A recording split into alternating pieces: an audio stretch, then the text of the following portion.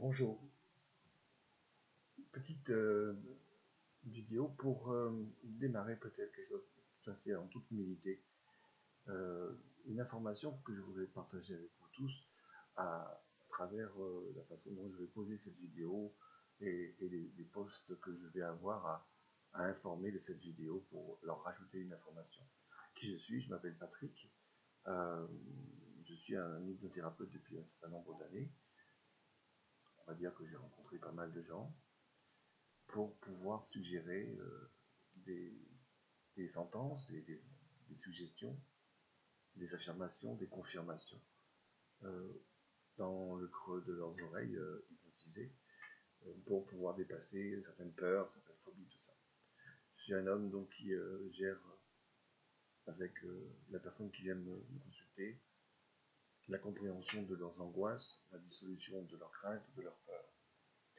J'utilise des techniques éprouvées et puis je m'aperçois que j'ai besoin de leur apprendre quelque chose qu'ils ne savent pas.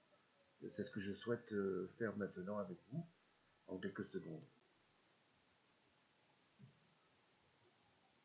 Oui, pourquoi je nomme pas mon nom de famille? Parce que vous allez le découvrir dans un autre contexte. Ma voix, je la veux la plus humble possible. Je ne pense pas détenir la vérité. Je vous fais part de mon expérience et de ma compréhension. Voilà. Donc, je dis souvent à mes patients que la langue française nous initie à beaucoup de choses si on s'attarde un petit peu à la façon dont on écrit les mots. Et entre autres, quand on veut désigner ce que je vous montre de moi, c'est-à-dire la partie corporelle, eh bien, je dis que j'ai un corps et j'écris de mon corps C-O-R-P-S. On pourrait se poser la question pourquoi la langue française, même au singulier, utilise un S à la fin pour montrer le côté pluriel de quelque chose qui est singulier. Là encore, je pense qu'il y a une réponse à apporter, car nous sommes tout et un à la fois de tout ce qui nous constitue et nous montrant dans notre unicité, dans notre partie unique. C'est pour ça que je propose à mes patients, déjà dans un premier temps, avant de se mettre dans cet état hypnotique, qui est un état alpha, qui est un état vibratoire cérébral bien particulier. Cet état alpha, c'est un état préparatoire à tout ce que l'on veut faire après, une fois qu'on est éveillé, pour méditer, pour contempler, ou des fois pour s'endormir, justement, c'est un état préparatoire à un endormissement.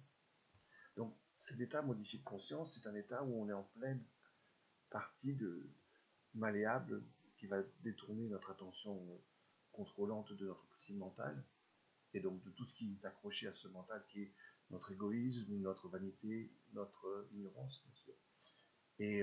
Et donc, je leur propose justement à tous mes patients de déjà dépasser cet état-là mental pour aller s'ouvrir à son autre corps, celui qui est le plus proche de soi et qui n'est pas physique, c'est-à-dire notre corps émotionnel. Et je leur dis que depuis la naissance, on le sait, la science nous le montre, l'enfant va mémoriser tout ce qu'il touche, tout ce qu'il entend, tout ce qu'il goûte, tout ce qu'il voit, tout ce qu'il perçoit dans une sensation kinesthésique de douleur, de proprioception. Et donc, il va y accrocher, parce que c'est un tout, dans cet espace cérébral, une mémoire qui va mémoriser la façon dont on a rencontré, on a perçu le monde avec nos yeux, nos cinq sens, plus les trois qui sont celui de la douleur, de la proprioception et de l'équilibre, on va l'associer rapidement dans notre cerveau pour nous socialiser, pour pouvoir s'en rappeler plus ou moins fortement. On va y associer une émotion, afin d'y revenir si c'est le cas.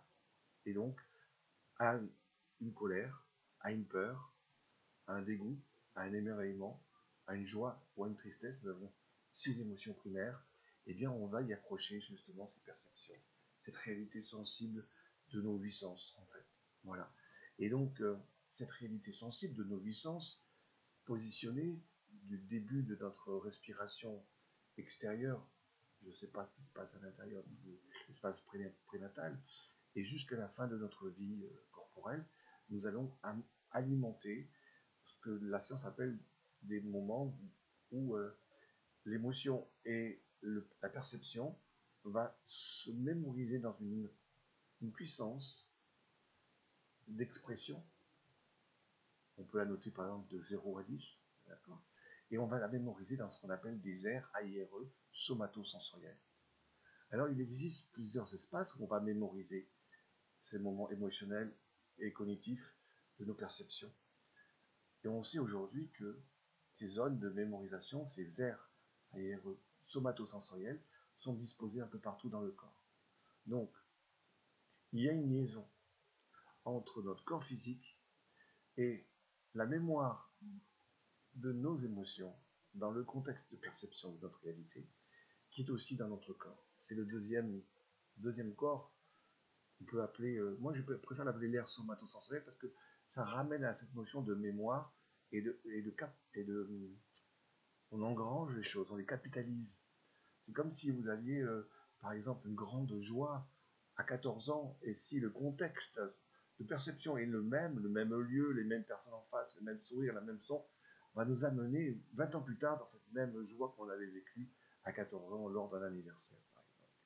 Donc en fait, moi je travaille beaucoup avec cette conception-là pour aller guérir des traumas émotionnels passés, en allant rechercher l'espace cognitif qui avait construit l'émotion traumatisante pour la déconstruire dans une suggestion où je vais recontacter cette aire somatosensorielle pour réactualiser la densité émotionnelle qu'elle a encore emmagasinée à 20 ans plus tard, 30 ans plus tard.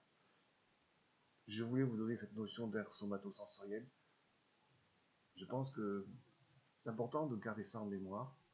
On a encore d'autres corps, bien sûr, mais je ne sais pas mon propos.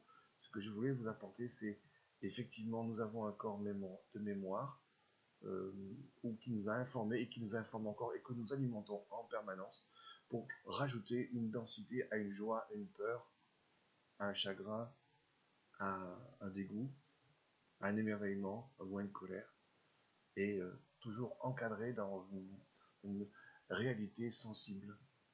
Voilà. J'espère que j'ai été concis et puis suffisamment pédagogue pour que vous puissiez en garder mémoire. Je vous dis à tout bientôt. Je pense que je reviendrai vers vous. Au revoir.